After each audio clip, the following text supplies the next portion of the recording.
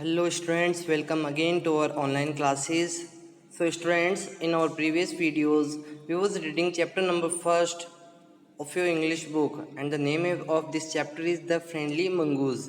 Students, आपने story के अंदर पढ़ा था, कल आपने सुना होगा स्टोरी के अंदर कि एक फार्मर होता है, उसकी एक वाइफ होती है और उनका एक छोटा सा बेटा होता है जो कि कार्डल यानी कि पालने में रहता है और उनके बेटे को एक अच्छा साथी मिले उसके लिए उसके फादर ने डिसाइड किया कि वो एक पेट यानी कि एक जो पालतू जानवर होता है उसको लेके आएंगे और वो एक मंगूस को लेके आ गए जो कि उसी की तरह छोटा था।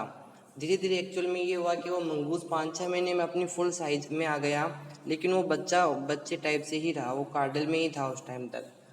एक दिन क्या होता है कि फार्मर की वाइफ जो होती है वो मार्केट जाती है और अपने जो हस्बैंड होता है फार्मर को ये बोल के जाती है कि आप बच्चे का ध्यान रखिएगा क्योंकि मुझे मंगूस पे उतना ट्रस्ट नहीं है।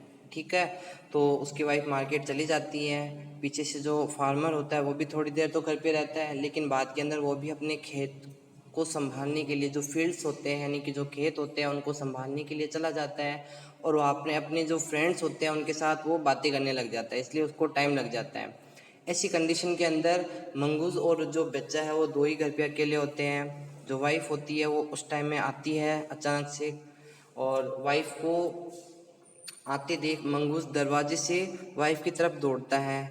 ठीक है, तो जब वो देखता है कि भी उसकी जो मालकिन है वो आ रही है तो वो खुश खुश होकर के उसके पास जाता है।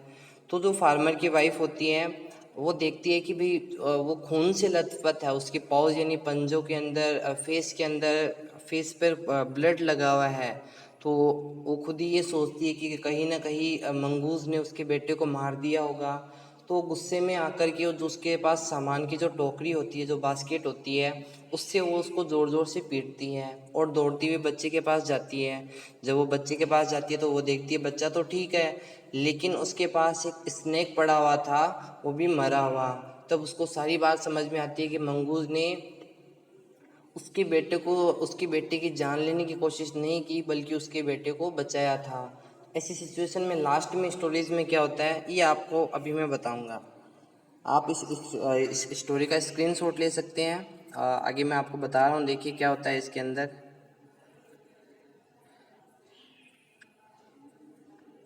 ओके, तो अपने यहाँ तक स्टोरी हो चुकी थी।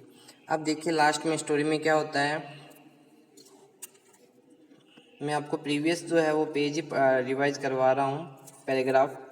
The farmer's wife finished her shopping and come back home with basket full of groceries, यानी जो घर का सामान होता है, फूड वगैरह होते हैं, उनके साथ वो अपने शॉपिंग फिनिश करके घर पे वापस आती है।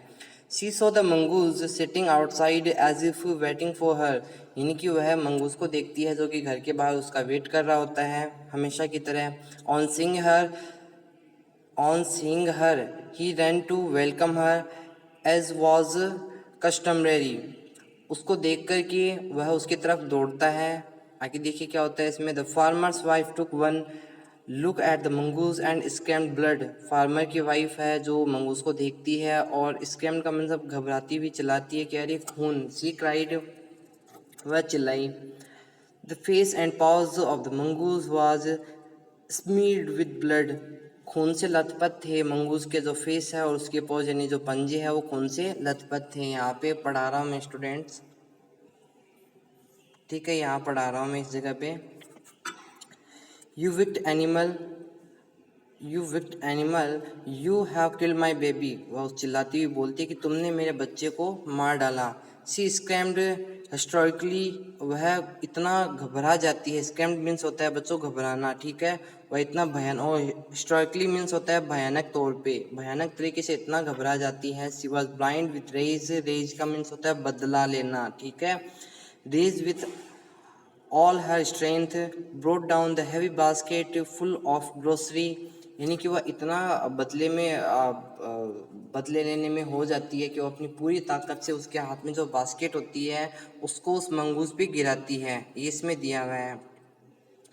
ऑन द ब्लड, यहाँ पढ़ा रहा हूँ स्टूडेंट्स में। On the blood smeared mongoose and ran inside to the child's cradle.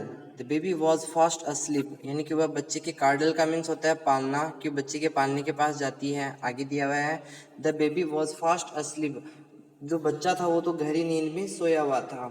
But on the floor lay a black snake torn and bleeding in a flash she realized what had happened she ran out, यानी कि जैसे ही उसने देखा कि एक snake था, वो भी ब्लैक स्नेक, टॉर्न का मीन्स चीरा हुआ था, उसको स्नेक को मारा हुआ था और ब्लडिंग के साथ यानी खून के साथ वो लथपथ हुआ पड़ा था ज़मीन पे, उसने ये चीज़ देखी, तब उसने सारी चीज़ें इसको रियलाइज़ हुई। रियलाइज़ होने के बाद में वो उसने आइडिया लगाया कि क्या हुआ होगा। She run out looking for the mongoose, oh you saved my child, वह मंगूस के पास दौड़ी चली आती है और उसको बोलती है कि अरे तुमने मेरे बच्चे को बचाया। यू किल्ड द स्नेक, तुमने बच्चे को सॉरी जो स्नेक है तुमने उस स्नेक को मारा। व्हाट आई हैव डन, और मैंने ये क्या कर दिया। सी क्राइड टचिंग द मंगूस, यानी कि वह मंगूस को टच करते हुए रो रही थी। हु ले डेड एंड स्टिल, जो मंगूस था उस टाइम तक मर चुका था, ठीक है, तो उस मरे हुए मंगूस को अपने पास लेकर के रोती हुई उसको बोल रही थी। अनवेयर हर सोबिंग, सोबिंग मीन्स होता है उदास होना, घबराना एक तरह से, ठीक है, अपनी उदासी व्यक्त करना, तो वो अपनी उदासी व्यक्त करते हुए उसको बोल रही थी। The farmer's wife who had acted harshly and rashly stared long at the dead mongoose, farmer की वाइफ जितने हासिली का मीन्स होता है क्विकली, यानी फास्ट तरीके से एक्शन लिया था, उसने सोच लिया कि भी मंगूज ने उसके बेटे को मार दिया और उसने बिना कुछ ज़्यादा तसल्ली से सोचे बगैर उसने फास्टली डिसीजन लिया, जिसकी वजह से मंगूज क्या हो गया, डेड हो गया, मंगूज की मौत हो गई थी। Then she heard Then she heard the baby crying, weeping her tears. She went in the feed him. यानी कि तब उसने सुना कि उसका बेबी है वो रो रहा है, तो उसकी बात सुन कर के अंदर की तरफ गई आंसू बहाते हुए और बेबी के पास वो चली गई। तो ये आपकी स्टोरी थी। ये कहाँ से थी students? A story from Panchatantra की जो कहानियाँ होती है उससे स्टोरी थी। इसका जो मोरल होता है वो ये होता है कि आपको डिसीजंस काफ़ी सारे होते हैं, गुस्से में कोई भी डिसीजन नहीं लेना चाहिए। ओके, तो अब अपन इसकी क्वेश्चन आंसर्स देखते हैं। The first question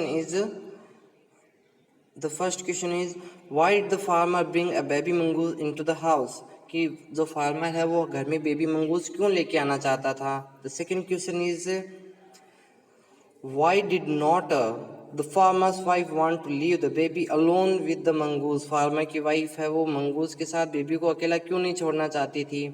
third number question, what was the farmers comment on his wife fear, जो वाइफ है फार्मर की उसके डर का उस फार्मर ने क्या कमेंट किया। ठीक है, जो वाइफ को जो डर लग रहा था कि भी मैं मंगूस को अपने बेबी के साथ अकेला नहीं छोड़ूंगी, तो उस ऐसे में उसके हस्बैंड ने क्या कमेंट किया था उस पर। Fourth number question, why did the farmer's wife strike the mongoose with her basket, strike का मीन्स होता है उसने उसको हमला क्यों किया मंगूस पर बास्केट से, तो ये आपको बताना है। Fifth number, did she paint her hastily action, how does she show her repentance, यानी कि क्या उसने उस बात पे अफसोस किया था, उसने जो एक्शन लिया था जल्दी से क्विकली जो एक्शन लिया उसने उस बात पे अफसोस किया था। How does she show her रेप्टेंस, उसने अपनी जो अफसोस भरी जो उदासी है थी वो कैसे शो की, वो आपको बतानी है। तो इसकी क्वेश्चन आंसर्स भी आपको करवाए जाएंगे, मैं पिक्चर सेंड कर दूंगा ग्रुप के अंदर, तो आपको क्वेश्चन आंसर्स करने हैं। Okay students, so have a nice day. And ये वर्क जो है वो आपको करके शाम तक आपको वर्क दिखाना होगा। ये आपका होमवर्क है 5 क्वेश्चंस का, आपको चैप्टर का नेम लिखना है और ये 5 क्वेश्चंस के वर्क करने हैं, आपको पिक्चर सेंड हो जाएगी। तो okay students, have a nice day.